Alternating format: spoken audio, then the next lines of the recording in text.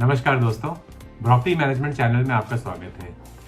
आपने बहुत बार ये सवाल सोचा होगा, ये डिस्कशन देखा होगा कि किसी भी कंपनी के लिए एम्प्लॉयज़ ज़्यादा इम्पोर्टेंट है या क्लाइंट।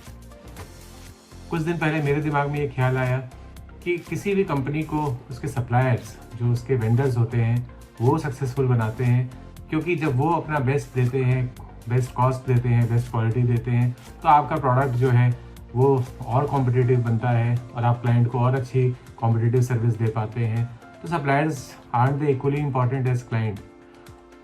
तो इस तरह के बहुत सारे जो क्वेश्चंस हैं कि ये दिमाग में आते हैं और कई जगह डिस्कशंस में भी मैंने देखा।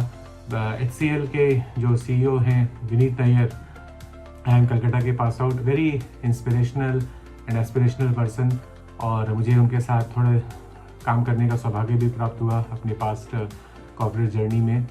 और उन्होंने किताबें लिखी है कि एम्प्लॉय और क्लाइंट हु कम्स फर्स्ट, कुछ इस तरह की टाइटल वाली किताब है इसी टॉपिक को एड्रेस करते हुए। और तो इसका जवाब क्या है, इसमें आपके विचार क्या हैं, मेरे विचार क्या हैं, इस पे मैं अब तो अपने विचार डिस्कस कर सकता हूँ और आपके विचारों को जानने में इंटरेस्टेड हूँ कमेंट सेक्शन में। लेकिन बेसिकली जो पॉइंट है वो सिर्फ एम्प्लॉई या क्लाइंट या सप्लायर और इसकी नहीं है, और भी बहुत सारे क्वेश्चंस इस तरह के दिमाग में आ सकते हैं। आप सेम क्वेश्चन को एक्सटेंड कर सकते हैं ओनर या मैनेजमेंट वर्सेस एम्प्लॉयज़, या ओनर और मैनेजमेंट वर्सेस क्लाइंट। क्या किसी भी एम्प्लॉय के लिए उसका क्लाइंट ज़्यादा इम्पॉर्टेंट है या उसकी मैनेजमेंट ज़्यादा इम्पॉर्टेंट है। और हमको हमारे बी स्कूल्स में, हमारे एजुकेशन सिस्टम में, हमारी कंपनीज़ की ट्रेनिंग प्रोग्राम्स में हमेशा शुरू से सिखाया जाता है क्लाइंट इज़ गॉड। तो क्या client is the most important entity for anyone? तो इसमें मैंने बहुत सोचा, ये सवाल हमेशा मेरे दिमाग में रहता है और इसको मैं आंसर देने की कोशिश करता हूँ। फाइनली मैं इस नतीजे पे पहुँचा कि एक बाउंड्री लाइन होती है किसी भी रिलेशनशिप में, किसी भी इम्पोर्टेंस के लिए।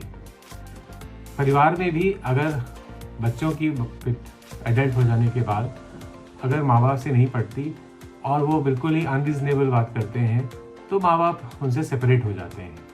तो बेसिकली ये एग्जांपल मैं इसलिए दे रहा हूँ कि ये किसी भी रिलेशनशिप में एप्लीकेबल होता है। अगर आप एम्प्लॉय वर्सेस क्लाइंट भी देखें तो ऐसा नहीं है कि client is definitely very important, client is God, but client is not always God. क्योंकि मैंने ऐसी क्लाइंट सिचुएशंस भी देखी हैं कि क्लाइंट आपको इतना ज़्यादा स्क्वीज़ करता है, कभी कभी आपके ऑर्गेनाइजेशन के इंटरेस्ट के अगेंस्ट काम करने लगता है। आपके एम्प्लॉयज़, जैसे मैंने कई सिचुएशंस ऐसी देखी कि हमारे एम्प्लॉयज़ को क्लाइंट ने अपने इंटरेस्ट में मोल्ड करना शुरू किया और कुछ ऐसी चीज़ें करने को कहा जो कि हमारे ऑर्गेनाइजेशन के इंटरेस्ट के अगेंस्ट था।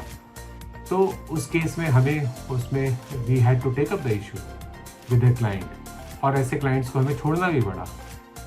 So there was a boundary line up till which anyone can be treated like God or the most important entity for you.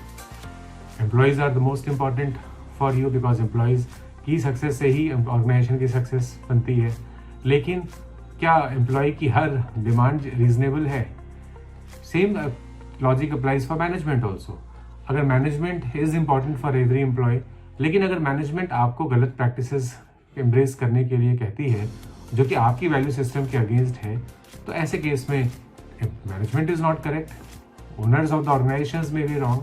तो बाउंड्री लाइन आपको वो समझने की ज़रूरत है किसी भी रिलेशनशिप की इम्पोर्टेंस को डिसाइड करने के लिए कि उसकी बॉन्ड कि कहाँ तक आप उसको एक्सेप्ट करेंगे, कहाँ तक नहीं एक्सेप्ट करेंगे।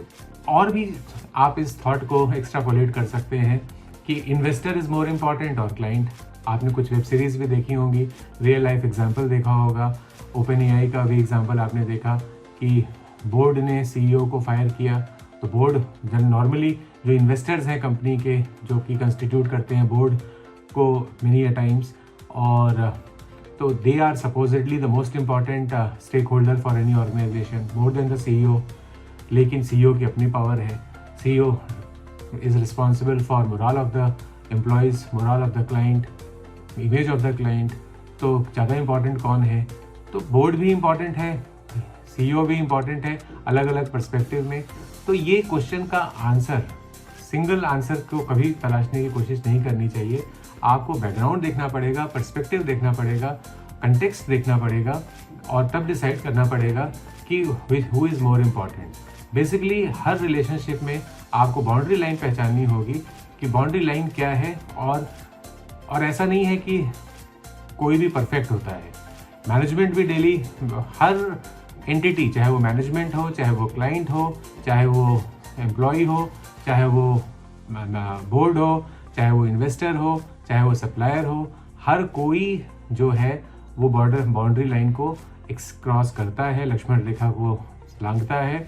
और वहाँ पे एक ओनर ऑफ द ऑर्गेनाइजेशन या सीनियर मैनेजमेंट या लीडर ऑफ द ऑर्गेनाइजेशन, उनकी रिस्पॉन्सिबिलिटी है कि वो पहचाने कि कहाँ कहाँ बाउंड्री लाइंस क्रॉस हो रही हैं और उस बाउंड्री लाइन को क्रॉस जब जहाँ भी हो रही हो उसको वो आइडेंटिफाई करें, उसको वो रेज करें और जो कर रहा है उसको वो मैसेजिंग करें और उसको ना करने दें, चाहे वो एम्प्लॉय हो चाहे कोई भी हो।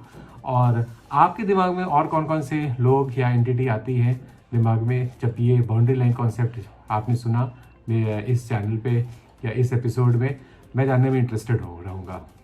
तो नेक्स्ट टाइम जब क्लाइंट आपसे अनड्यू डिमांड एक्सपेक्ट कर रहा हो तो या आपको लग रहा हो कि क्लाइंट इज़ मोर इम्पॉर्टेंट और जब इस क्वेश्चन को आंसर करने की कोशिश कर रहे हो तो आप ये पूछिएगा, are clients always fair and rewarding to reciprocate to your efforts और टू योर आउटकम्स, या फिर एम्प्लॉयज़ आर दे रिवॉर्डिंग, या आपकी मैनेजमेंट रिवॉर्डिंग है जो कि आप एफर्ट डाल रहे हैं, और नहीं है तो रेज करिए। मैं ये नहीं कहता कि हर चीज़ में मारकाट मचा दीजिए या हर चीज़ में वायलेंट हो जाइए, हर चीज़ में एग्रेसिव हो जाइए, लेकिन raise your issue, learn to raise your issue assertively, don't be aggressive, be assertive, लेकिन इन पॉइंट्स को टेकअप जरूर करिए, बाउंड्री लाइन को पहचानिए और उसको रिस्पेक्ट करिए और करवाइए।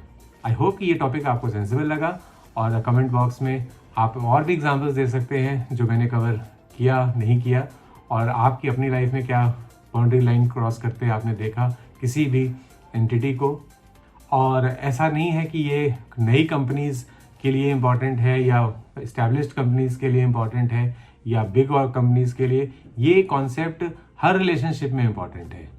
तो बाउंड्री लाइन चाहे वो नई ऑर्गेनाइजेशन हो, माइक्रो स्मॉल मीडियम एंटरप्राइज हो, लार्ज ऑर्गेनाइजेशन हो, डोमेस्टिक कंपनी हो, एमएनसी हो, कोई भी कॉरपोरेट हो, कोई भी प्रोफेशनल या for that matter other entities also, क्योंकि ये तो आपके पर्सनल रिलेशनशिप पे भी अप्लाई होता है। तो आप अपने एग्जाम्पल्स ज़रूर शेयर करिए। I will be keen to know more examples from you. I hope this made sense. Thank you.